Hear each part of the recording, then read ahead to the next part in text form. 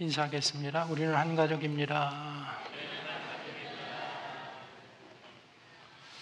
미국의 유명 틱톡 인플루언서 다니엘 맥은 길을 가나 이제 스포카를 모는 사람을 만나면 직업을 물어보는 영상을 올립니다. 팔로워가 1430만 명이나 됩니다. 스포카의 가격이 얼마인지, 직업이 뭔지, 연봉이 뭔지, 어떻게 성공했는지 이렇게 간단히 물어보는데 이 간단한 틱톡이 시청자들의 호기심과 부러움을 자극을 합니다. 오늘날 이런 틱톡 영상을 보면 이 세상 사회가 분위기가 어떻게 흘러가는지를 우리가 감지할 수 있습니다. 지난주에 우리 사회 문제를 정면으로 다루고 있는 조정래 작가께서 황금종이라는 두 권의 소설책을 출간을 했습니다. 이 책을 통해서 묻는다고 합니다. 우리의 행복과 불행을 좌지우지하는 것이 무엇인가? 그리고 우리가 어느 만큼이나 지니지 못하면 인간으로서의 품격을 박탈해 버리는 그것이 무엇인가? 돈 앞에선 인간의 모습을 적나라하게 담아내면서 돈 앞에서 당신은 어떤 사람인지 독자에게 묻는 소설이라고 합니다. 돈에 얽힌 인간의 본성과 욕구를 깊이 있게 탐구하는 책으로서 황금 만능주의 시대에 경종을 울리는 그런 책이라고 합니다. 저도 꼭 한번 읽어보려고 합니다. 2000년이라는 세월이 흘렀어도 사람은 변하지 않는 것 같습니다. 황금 만능주의 사회 속에 살고 있던 사람들에게 사도 바울은 영적인 도전을 줍니다. 아마도 그 당시 유대인들에게 가장 큰 영향력을 준 사람이 바울이 아닌가 생각이 듭니다. 저는 오늘로 사도행전의 바울에 대한 설교를 마무리하려고 합니다. 신약 초창기에 일어났던 스데반 사건은 교회사에 큰 영향력을 미친 사건이었습니다. 한 사람 스데반이 죽음으로 말미암아 사마리아 지역에 교회가 세워지고 사울이 회개하고 예수를 믿는 역사가 일어났고, 그리고 저 멀리 수리아 지역에 안디옥 교회가 세워지기까지 합니다. 안디옥 교회가 세워지면서 바울의 선교 여행이 시작이 되었고 복음이 급속도로 전 세계로 확산되어져 나갔습니다. 1차 선교 여행으로 갈라디아 지역에 교회가 세워지고 2차 선교로 마게도냐 지역, 그러니까 유럽에 교회들이 세워지기 시작했고 3차 선교를 통해서 아시아 지역에 교회들이 세워지게 됩니다. 이로써 헬라어를 사용하는 모든 권역에 복음이 전파되어졌던 것입니다. 이렇게 바울은 3차 선교를 마치고 에베소를 떠나면서 그의 머릿속에 4차 선교 여행을 구상하게 됩니다. 이제는 라틴어를 사용하는 그런 지역에 복음을 전해야 되겠다. 이탈리아, 스페인, 프랑스, 루마니아 이런 지역에 복음을 전할 것을 이제 마음에 품습니다. 그래서 아직까지 교류가 없던 로마 교회 성도들에게 에베소를 떠나면서 이제 편지를 씁니다.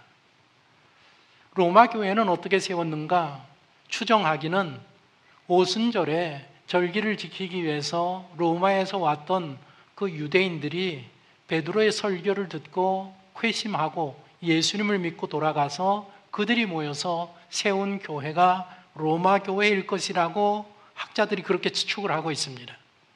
로마에 사도 바울이 편지를 보내는데 내가 누군지, 그리고 내가 믿는 복음이 무엇인지, 그리고 내가 이제 라틴어권에 복음을 전하러 가려고 하는데 내가 그것 대상으로 선교할 때 혹시 로마 교회가 나를 후원해 줄 수 있겠는지, 이런 것들을 묻는 서신이 바로 로마서입니다.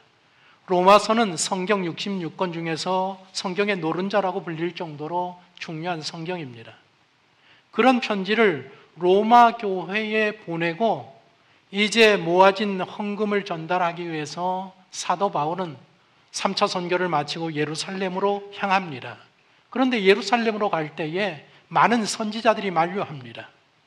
기도하는 선지자들이 기도를 하니까 성령께서 뭐라고 말씀하는가 하면 바울이 예루살렘에 가면 결박을 당하고 생명이 위태로워질 것이다.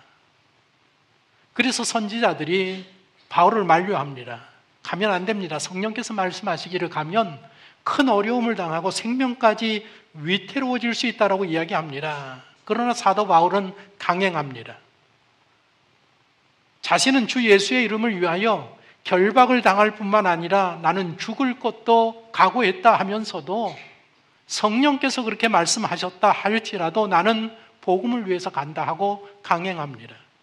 예루살렘에 도착해서 헌금을 전달을 하고 난 후에 계속해서 선교 때마다 쫓아다니던 유대인들이 예루살렘까지 와서 결국에는 예루살렘 성전 마당에서 그들에게 사도 바울이 붙들립니다. 성전 마당에서 율법을 지키지 아니하고 우리 유대 민족의 정체성을 무너뜨리는 자라고 폭행을 당하기 시작해서 거반 죽어갈 때에 그 소식을 그 예루살렘에 주둔하고 있던 1000명의 부하를 거느리는 천부장, 로마 군대의 천부장이 그 소식을 듣고 달려와서 이 사도 바울을 체포합니다. 그러지 않았으면 아마 그 자리에서 죽었을 겁니다. 체포해서 이 바울을 로마 총독이 주둔하고 있는 가이사라라는 곳으로 이송을 시킵니다. 가이사라에 도착했을 때 총독은 이제 유대인들이 고소한 이 사도 바울을 재판을 진행해야 되는데 정치적인 이유로 재판을 진행하지 않습니다. 오늘날 우리나라 법조계 보면 정치적인 이유로 인해서 많은 재판들을 추진해 가지 아니해서 아직까지도 결정되지 아니하는 3년, 4년, 5년 지나도 결정되지 아니하는 그런 일들이 많지 않습니까? 사도 바울도 정치적인 이유로 재판이 지연되면서 가이사랴 감옥에 2년이나 머물게 됩니다. 그러다가 2년 후에 로마 총독이 교체되면서 재판이 진행되어지는데 유대인들이 올라와서 이 바울의 문제는 우리가 예루살렘으로 가서 우리 사내들린 공회에 유대인 재판장에 가서 거기서 재판을 하겠습니다라고 주장을 했고 사도 바울은 나는 못 간다. 나는 로마 시민이기 때문에 로마에 가서 로마 법정에서 나는 재판을 받겠다라고 주장을 합니다. 그 당시에 로마 시민권을 가졌다라는 것은 대단한 시민권이었었습니다. 그래서 로마 시민권자였었기 때문에 결국에 사도 바울은 예루살렘이 아니라 로마 황제가 있는 로마로 가서 재판을 받게 됩니다. 만일 이때에 예루살렘에서 재판을 받았다고 하면 사도 바울이 사형 언도를 받고 죽임을 당하고 말았을 것입니다. 그래서 사도 바울은 마침내 많은 제수들, 군인들, 그리고 상인들 도합 276명이 탄 배를 타고 로마로 출발을 하게 됩니다. 그렇게 4차 선교 여행이 시작이 됩니다. 그런데 항해 도중에 큰 폭풍을 만나서 그 큰 배가 파손을 당하고 276명만 간신히 살아남습니다. 그때 사건을 기록한 사도행전의 내용들을 보면 하나님이 계시하기를 사도 바울 너 때문에 너와 함께 있는 275명의 생명들은 생명을 잃어버리지 아니할 것이다. 결국에 사도 바울 한 사람 때문에 나머지 275명이 생명을 구원받는 그런 일이 일어났다라고 기록을 하고 있습니다. 이런 것들을 보면 우리가 인생을 살아가면서 어떤 사람과 함께 인생을 살아가느냐가 대단히 중요하다라는 것을 우리가 기억할 필요가 있습니다. 276명의 배가 파손당하고 그들은 멜리데라는 작은 섬에 상륙을 하게 됩니다. 거기서 3개월 겨울 기간을 보내고 나서 봄에 로마로 다시 출항을 하게 됩니다. 이 3개월 기간 동안에 사도 바울이 전도를 해서 멜리데 섬에 모든 사람들이 다 예수 그리스도를 믿게 되고 교회가 세워집니다. 오늘날 그 섬을 몰타라고 하는데 몰타에 교회들이 많이 세워져 있고 많은 사람들이 지금도 예수를 그렇게 믿고 있습니다. 바울이라는 사람을 보십시오. 인생의 목표를 세우면 어떤 일이 있어도 목표를 향해서 전진해 나가는 그런 사람이었습니다. 테러를 당하고 결박을 당하고 수감이 되고 폭풍을 만나도 달려갈 길을 달려가는 사람이 바울이었었습니다. 주님으로 받은 그 사명을 감당하기 위해서 전심전력을 다하는 그런 인생을 살았습니다. 찰스 두히그라고 습관의 힘이라는 아주 유명한 책을 썼습니다.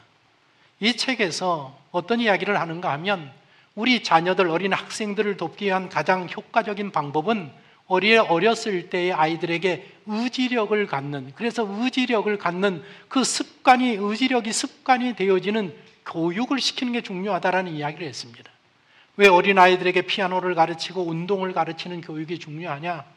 피아노를 가르치고 운동을 가르친다고 그 아이들이 다 피아니스트가 되고 프로축구 선수가 되는 것은 아니다. 그러나 아이들이 어려서부터 스스로 연습을 하고 훈련하는 이런 습관을 통해서 의지력을 갖게 된다는 것입니다. 그렇게 의지력이 이 습관화되면 인생을 살아가면서 어떤 시련이 닥쳐와도 그 의지력을 가지고 이겨낼 수 있는 그런 사람이 되기 때문에 어린아이들에게 그런 교육이 중요하다라는 이야기를 하고 있습니다. 사도 바울을 보십시오. 사도 바울이 유년기에 그 의지력에 대한 그것이 습관화로 교육을 잘 받은 사람입니다. 어려서부터 철저하게 바리새인들 교육을 받았습니다. 바리새인들 교육은 하나님의 말씀들을 암송하는 일에 거의 성경을 다 암송하고 매일 기도하고 매일 하나님의 읽고 토론하는 그런 것이 어린 시절부터 교육으로 다져졌다라는 그런 의미입니다. 그리고 특별히 가말리엘이라는 그 당시에 그 최고의 학자로부터 학문의 훈련을 받은 사람이 사도 바울입니다. 아마 이런 것들이 바울을 바울되게 하지 않았나 생각을 합니다. 바울은 스데반이 죽을 때에 그 옆에 이렇게 서서 돌을 던지는 사람들의 그 옷을 맡아 보관한 사람이 사도 바울입니다. 그것은 무엇인가 하면 사도 바울은 돌에 맞아 죽는 것이 지극히 마땅하다. 내가 이들의 증인이다. 그래서 그 일을 한 사람이 사도 바울입니다.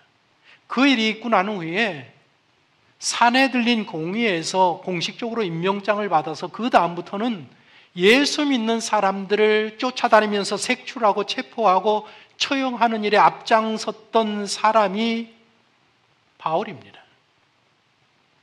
의지력이 어려서부터 대단했기 때문에 뭐든지 주어지는 일에 최선을 다하는 그런 사람입니다. 그래서 예수 믿는 사람들을 핍박하고 받게 하는 일에 앞장서서 최선을 다했던 사람입니다. 그런데 그가 다마스커스로 가는 길에 빛으로 나타나신 예수님을 만나면서 회개하고 사도가 됩니다. 예수님의 제자가 됩니다. 그런데 예수님을 만나기 전이나 예수님을 만난 후나 의지력에 있어서는 변화된 것이 전혀 없었습니다. 그 전에는 예수를 핍박하는 데에 대단한 사람이었지만 예수님을 만나고 난 후에는 예수님을 위해서 핍박을 받는 일에 대단한 삶을 살았던 사람이 바울입니다. 이렇게 많은 시련이 있었지만은 바울은 결국에는 로마에 도착합니다. 꿈은 이루어진다라고 자기의 비전을 분명하게 나는 이 4차 선교는 라틴어권에 가서 반드시 복음을 전하겠다라는 그런 일념을 가지고 있었더니 그 일념이 결국에 이루어져서 비록 죄수의 몸이지만 로마에 그렇게 도착하게 됩니다. 이미 서신으로 인사를 나누었던 로마 교회 신자들이 사도 바울이 도착한다라는 이야기를 듣고 항구에 나와서 따뜻하게 마중을 합니다. 이 일로 바울이 얼마나 큰 위로를 받고 용기를 얻는지 모릅니다. 그리고 바로 그 다음 날 이제 재판을 받기 위해서 미결수이기 때문에 구금이 되는데 어떻게 구금이 되는가 하면 이제 한 집을 얻어서 거기에 전담 교도관 한 사람을 두고 자유롭게 생활할 수 있는 보장을 받게 됩니다. 재판을 받기 전까지 미결수기 때문에. 그래서 사도 바울이 누굽니까? 당장에 그 다음날 로마에 거주하는 유대인들 대표들, 지도자들, 원로들을 초대해서 식사를 대접하고 그들에게 복음을 전합니다. 로마라는 도시는 예수님이 태어나기 800년 전쯤에 이탈리아 반도 중부에 세워진 도시가 로마입니다.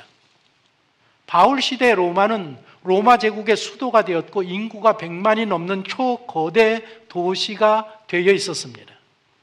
역사적으로 최고의 영화를 누렸던 제국이 로마 제국입니다. 로마는 그런 제국의 수도답게 당대의 혁신적인 기술을 활용해서 상하 수도 그리고 공중 목욕탕을 건설을 했습니다. 이런 시설 때문에 로마 시민들이 아주 윤택한 삶을, 아마 어쩌면 오늘날보다 더 윤택한 삶을 살았을지도 모릅니다. 로마의 그 당시에 100만 명이라는 것은 어마어마한 인구입니다. 그 많은 사람들이 거주할 수 있었던 이유가 바로 이 수도 시설이 잘 갖추어져 있었기 때문입니다. 로마 전역에 11개의 수도 시설을 건설을 했는데 그 당시에 하루에 물을 쓰는 양이 110만 세제곱미터, 그러니까 2017년도 요코하마 시에서 최대 쓰는 배수량과 맞먹는 그런 양이 매일매일 공급되었다고 합니다. 그것을 식수로 이용했고 공중 목욕탕에 공급이 되었는데 주 4세기에 로마에는 크고 작은 목욕탕이 900개 정도가 있었다고 하고 그때 벌써 화장실이 수세식이었었으며 오늘날 쓰는 화장실이 그때부터 수세식이 시작이 되었습니다. 그런 로마에 거주하고 있는 그 유대인의 원로들을 초대해서 사도 바울이 예수에 대한 복음을 전하지만 그들이 받아들이지 않습니다. 그렇다고 바울이 포기하겠습니까? 바울은 그날 이후로도 계속해서 구금된 상태에서 복음을 전합니다. 집 앞에 오고 가는 사람들에게 복음을 전하기도 하고 집에 찾아오는 사람들에게 복음을 전하고 복음을 가르치는 일에 최선을 다합니다. 어느 날 오네시모라는 노예를 만나게 됩니다.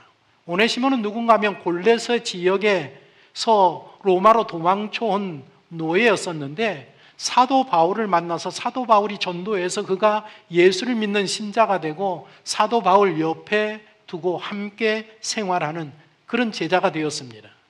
그리고 또 얼마 후에 골로새에 사는 에바브라라는 사람이 방문을 합니다. 이 에바브라는 누군가 하면 사도 바울이 에베소에 있을 때에 에바브라, 빌레몬, 그리고 빌레몬의 아들 아키포라는 요 세 사람이 이 골로새 사람들인데 에베소에 방문했다가 사도 바울을 만나서 예수를 믿고 거기서 성경 공부를 해서 아주 독실한 신앙인들이 된 사람들입니다. 이 사람들이 자기네 고향 골로새로 돌아가서 빌레몬이 자기의 집에서 교회를 개척했고 빌레몬은 장로가 되었고 그의 아들 아키포는 그 골로새 교회의 목사가 되고 그리고 에바브라라는 사람은 골로새 교회에 하나님의 말씀을 가르치는 교사가 됩니다. 그렇게 해서 골로새라는 교회가, 든든한 교회가 세워집니다.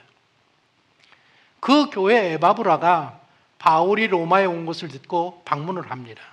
와서 골로새 교회의 어려움들을 토로합니다. 교회가 세워지면 이단들이 들어와서 그 교회를 얼마나 많이 무너뜨리는지 알 수 없습니다. 오늘날 우리 이 교회들이 여러분들 정신 차리고 신앙생활해야 되는 이유가 교회마다 요즘 이단들이 얼마나 많이 들어와 있는지 모릅니다. 저도 늘 제가 우리 교회에 신천지가 있을 텐데 여러분은 웃지만 저는 심각하게 생각합니다. 신천지가 분명히 있을 거라고 저는 생각을 합니다. 어느 교회든지 다 신천지가 다 들어가 있습니다. 이 골로새 교회 그런 이단들이 잘못된 거짓 교사들이 들어와서 교회를 혼란스럽게 하는 문제를 상의를 했단 말입니다. 그리고 또 얼마 후에는 저 유럽의 마게도냐의 빌립보 교회에서 교회를 섬기는 에바브로디도라는 사람이 교회에서 사도 바울을 위해서 헌금을 모았는데 그 모은 선교 헌금을 가지고 전달하기 위해서 로마의 이 바울을 찾아 방문을 했습니다. 이런저런 사람들을 만나면서 교제하면서 복음을 가르치고 전도하는 일에 이 구금 상태에서 매진했었습니다. 그리고 저들이 돌아갈 때에 저들이 자기네 교회로 돌아갈 때 사도 바울이 편지를 한 통씩 써서 보냅니다. 골로새서는 골로새 교인들의 그 신앙의 상태를 보고 신앙생활을 어떻게 해야 되는지 그 서신서를 쓴 것이 골로새서고, 그리고 요 오네시모의 주인이 빌레몬이었었는데 빌레몬서라는 서신을 써서 빌레몬에게 편지를 보내면서 야, 너의 노예 오네시모를 내가 우연히 만나서 복음을 전해서 이 사람이 예수를 믿고 내 제자가 되었다. 그러니 내가 돌려보내니 그를 너그러운 마음으로 용서하고 노예에서도 좀 풀어주면 좋겠다라고 부탁하는 개인적인 서신이 빌레몬서입니다. 그런데 이 골로새에 가려면 골로새 가는 길에 에베소를 거쳐서 가야 되기 때문에 가는 길에 에베소 교회에 전달하라고 에베소서를 기록해서 그들에게 줍니다. 그리고 빌립보에서 온 에바브로디도에게 빌립보 교회에게 감사한 마음을 전하는 서신을 썼는데 그게 빌립보서입니다. 그래서 구금된 상태에서 요 골로새서, 빌레몬서, 에베소서, 빌립보서를 기록을 해서 성경이 되었기 때문에 요 네 개의 성경을 무슨 성경이라고 하는가 하면 옥중 서신이라고 우리가 그렇게 부르고 있습니다. 그렇게 2년 동안 복음을 전하고 전도를 하고 성경을 쓰는 일들을 하고 있다가 마침내 2년 후에 재판이 열립니다. 재판을 열었더니 이 로마 법정에서 바울은 무죄다, 무죄 판결을 받아서 석방을 받습니다. 석방이 되자마자 자유의 몸이 된 바울이 바로 스페인으로 달려갑니다. 라틴어권으로 달려가서 복음을 전하기 시작을 합니다.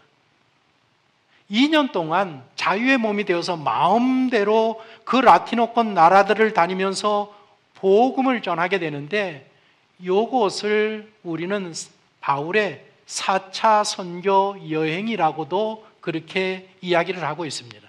그렇게 열심히 라틴어권을 다니면서 복음을 전하고 있을 때에 로마에서 대화재 사건이 일어납니다. 사도 바울이 도착한 것이 주전 60년이고 판결을 받아서 해방이 된 게 주전 62년이고 주전 64년에 로마의 대화재 사건이 일어납니다. 로마 전역에 보시다시피 엿새 동안에 불이 타는데 로마 전체 구역이 14개 구역으로 되어 있었는데 10개 구역이 전부 다 완전히 전소되고 맙니다. 어마어마한 불이 났었습니다. 국가적인 재앙입니다. 이런 국가적인 재앙이 발생하면 어떻게 됩니까? 모든 원망의 화살이 지도자에게 향하게 됩니다. 그러면 지도자는 어떻게 합니까? 그 책임을 다른 사람들에게 전가시키기 마련입니다. 그 당시에 로마 제국의 황제가 네로였었는데 네로가 큰 이 불이 나니까 이 민심이 요동을 치니까 그 문제를 해결하기 위해서 자기의 사제를 털어서 이제 사람들에게 나누어 주기도 하고 그리고 건축법을 제정을 해서 화재 예방하는 조치도 취하지만은 이 성난 민심이 수그러들지를 않습니다. 그러는 가운데 네로가 가만히 보니까 14개 구역 가운데 4개 구역만 불이 타지 않았는데 그 마지막 14번째 구역에 누구가 모여 사는가 하면 유대인들이 모여 산단 말입니다. 저 유대인들에게 뒤집어 쓰여야 되겠구나 라고 생각을 했는데 그의 아내 포파이아라는 이 아내가 그 당시에 유대교에 아주 심취해 있었습니다. 그래서 유대인들에게 뒤집어 씌울 수 없으니까 유대인들 가운데 유대교의 이단으로 분류되어지는 이 그리스도인들을 주목해서 저들이 로마에 불을 질렀다라고 방화범으로 지목을 합니다. 민심을 돌리기 위해서 이 그리스도인들이 정치적인 희생양이 되고 말았습니다. 이때부터 로마 사람들은 유대인들을 유대교인들과 예수 믿는 사람 그리스도인으로 분리해서 생각하기 시작했습니다. 그리스도인들이 대화재의 범인으로 지목이 되면서 네로는 그리스도인들을 잡아들이기 시작합니다. 잡아서 십자가에 못 박아서 죽이는 처형을 하고 일부 사람들은 그 경기장에다가 그 짐승들의 그 밥으로 맹수의 밥으로 던져주기도 하고 그리고 산 사람 채로 화형에 처해서 죽이기도 하는 이런 일들을 합니다. 바로 그때에 그 대화재 사건 때문에 사도 바울도 다시 체포되고 로마 감옥에 수감이 되고 얼마 후에 참수를 당하면서 그렇게 사도 바울의 생애는 마감하게 됩니다. 오늘 읽어드린 본문은 사도 바울이 구금되어 있을 때 골로새 교회 성도들에게 보낸 편지의 내용을 읽어드렸습니다. 오늘 본문 1절, 2절을 보십시오.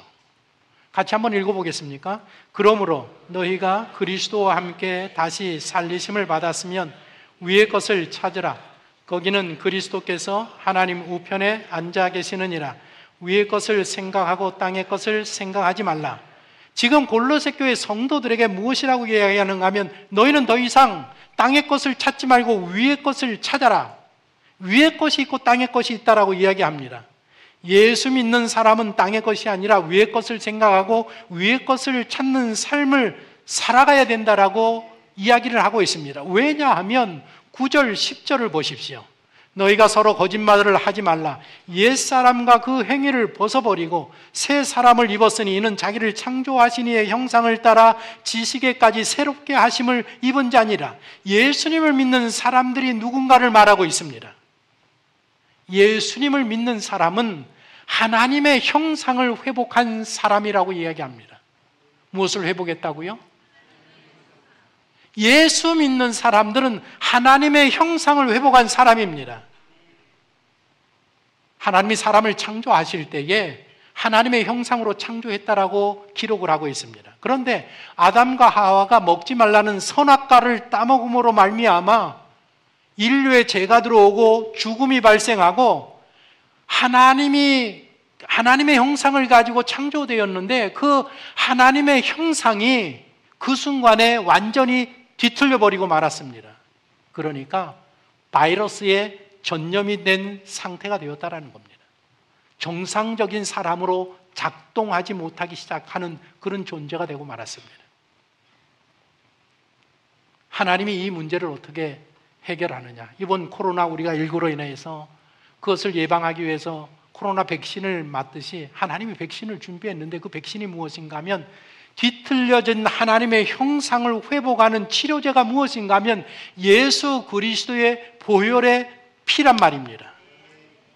그래서 예수 그리스도를 영접하고 믿고 영접한 사람들에게는 예수 그리스도가 십자가에서 흘리신 그 대속의 피가 백신의 역할을 해서 예수님을 믿는 순간에 그 사람 속에 있는 뒤틀렸던 하나님의 형상이 회복되는 것입니다. 그러니까 여기 앉아 계신 여러분 모두는 여러분 속에 가지고 있는 하나님의 형상이 회복된 사람인 것입니다. 정상적인 사람으로 작동할 수 있게 되었습니다. 골로새 성도들에게 너희는 하나님의 형상을 회복한 사람들이다. 그러니 이제는 더 이상 땅의 것을 생각하지 말고 위의 것을 찾고 위의 것을 생각하는 그런 인생, 그런 삶을 살아야 된다라고 조언하고 있습니다. 그런데 10절을 다시 보십시오. 같이 읽어봅니다. 새 사람을 입었으니 이는 자기를 창조하신 이의 형상을 따라 지식에까지 새롭게 하심을 입은 자니라. 새 사람을 입었다라는 것은 우리 속에 있는 뒤틀렸던 하나님의 형상이 새롭게 회복이 되었다라는 그런 의미이고, 어디까지 회복이 되었는가 하면 지식에까지 새롭게 하심을 입은 자니라. 하나님에 대한 바른 판단, 기준, 세상에 대해서 바르게 생각할 수 있는 그 부패했던 지식까지도 새롭게 되어진 존재라고 이야기하고 있습니다. 그래서 이제는 하지 말아야 될 것과 해야 될 것과 좋은 것과 나쁜 것을 구분할 수 있는 그런 사람이 되었다.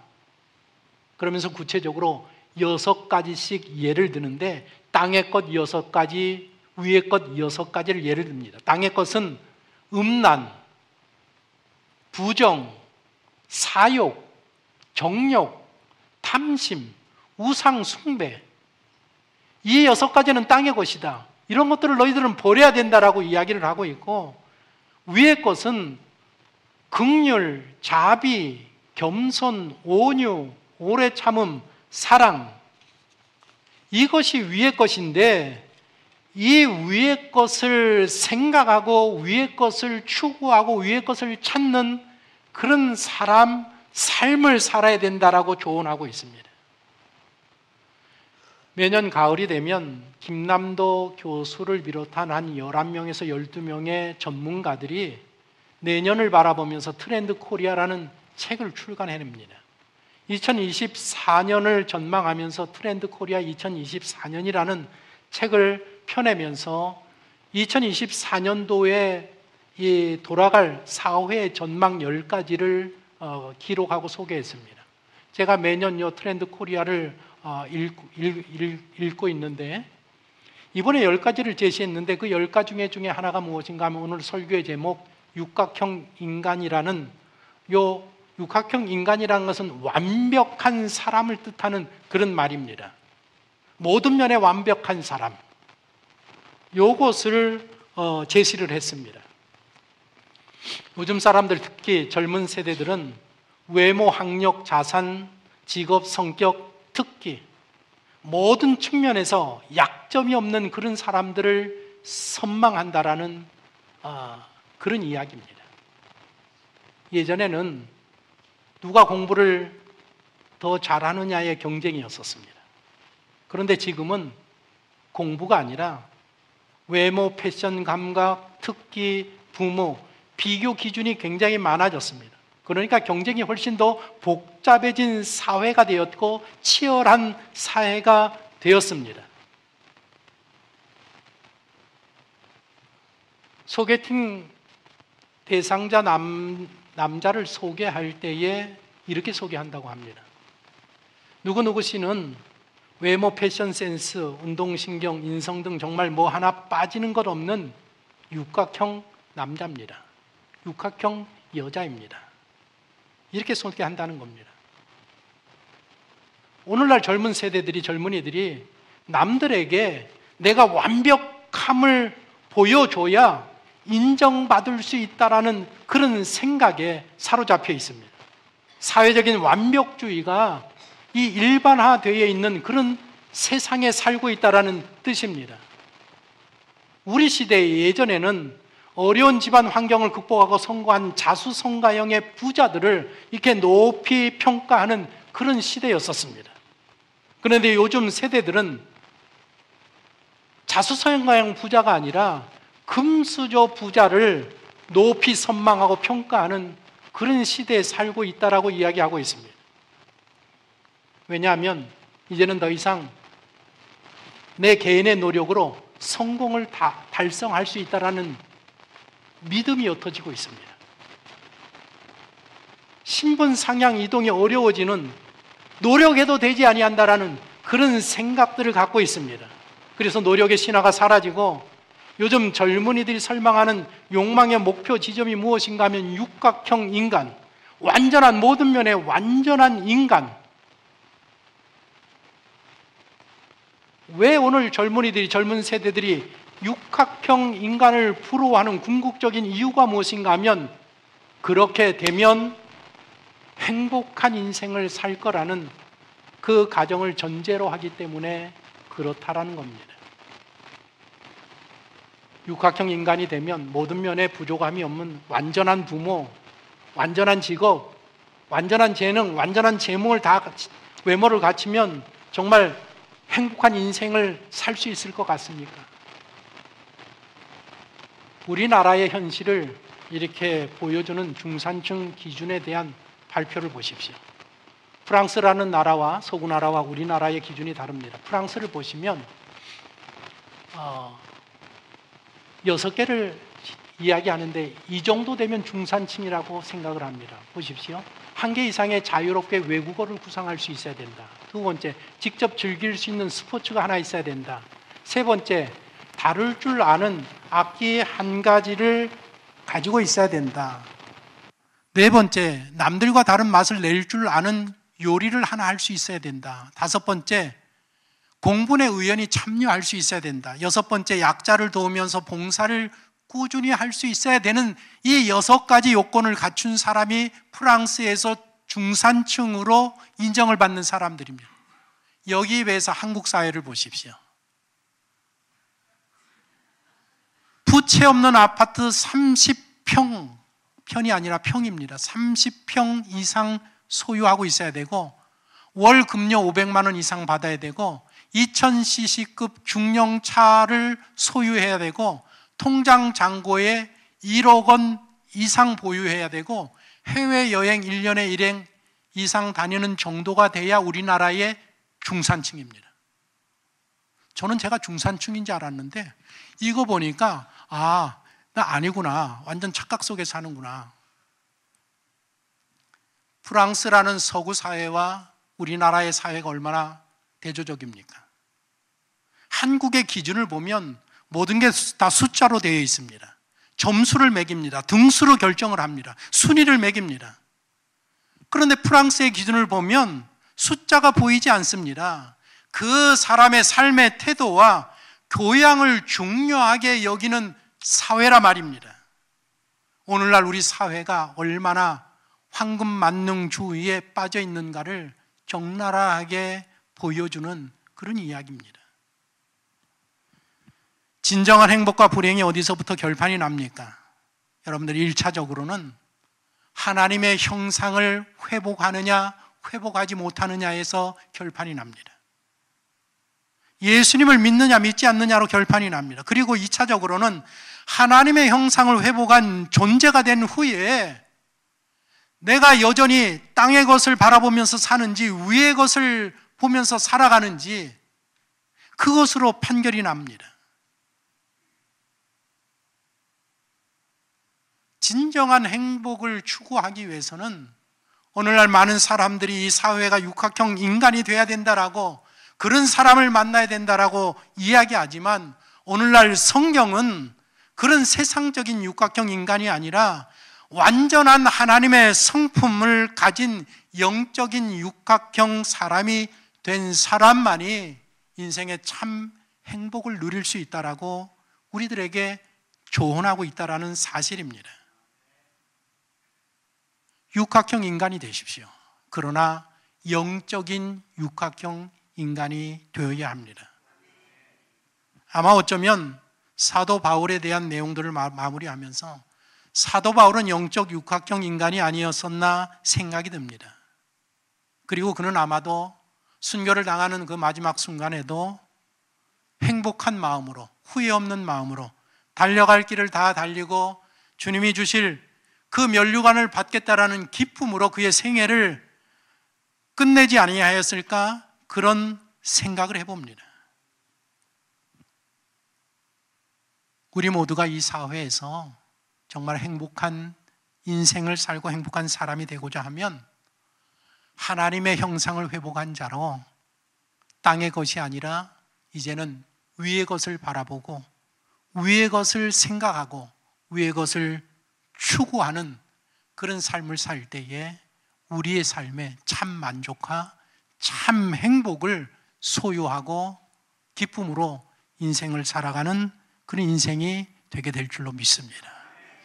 오늘 이 말씀을 기억하면서 기도하는 시간 같습니다. 하나님, 나는 하나님의 은혜로 하나님의 형상을 회복한 사람입니다.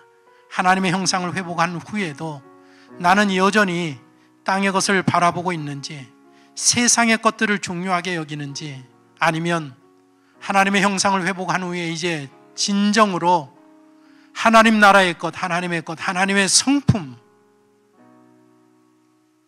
그런 것들을 중요하게 여기고 그런 것들을 추구하는 인생을 살아가는 사람인지 이 시간 자신을 돌아보면서 하나님 우리를 붙들어 주옵소서. 위의 것을 바라보고 생각하고 위의 것을 추구하는 하나님의 형상을 온전히 회복한 자로서의 합당한 삶을 살아가는 자 될 수 있도록 우리를 붙들어 주옵소서. 우리 합심해서 함께 조용하게 기도하겠습니다. 여호와 하나님 아버지 감사합니다. 복음의 말씀을 저희들이 함께 듣습니다. 그동안 이제 한 4-5주 기간 동안에 사도 바울의 생애와 교회들에 대한 이야기들을 함께 나누면서 우리가 하나님의 말씀을 함께 상고하였습니다. 사도 바울처럼 달려갈 길을 달려가며 정말 의지력을 가지고 정말 거듭나서 그가 주어진 사명을 위해서 정진했던 모습을 저희들이 보며 도전을 받기를 원합니다. 주님을 믿는 그 순간에 우리의 그 뒤틀렸던 하나님의 형상을 다 회복하고 새 사람이 되었다고 했습니다. 새 사람이 된 사람은 어떻게 살아야 되느냐? 이제는 더 이상 세상 사람들이 중요하게 여기는 그런 기준, 가치가 아니라 하나님이 중요하게 여기는 기준과 하나님의 가치관으로 바뀌어서 하늘나라의 것들, 영적인 것들, 주님의 성품들, 거룩한 것들을 추구하는 자로 살아가야 될 텐데 과연 우리는 그런 삶을 살아가고 있는지 여호와 하나님 이 시간 다시 한번 되돌아보게 하시고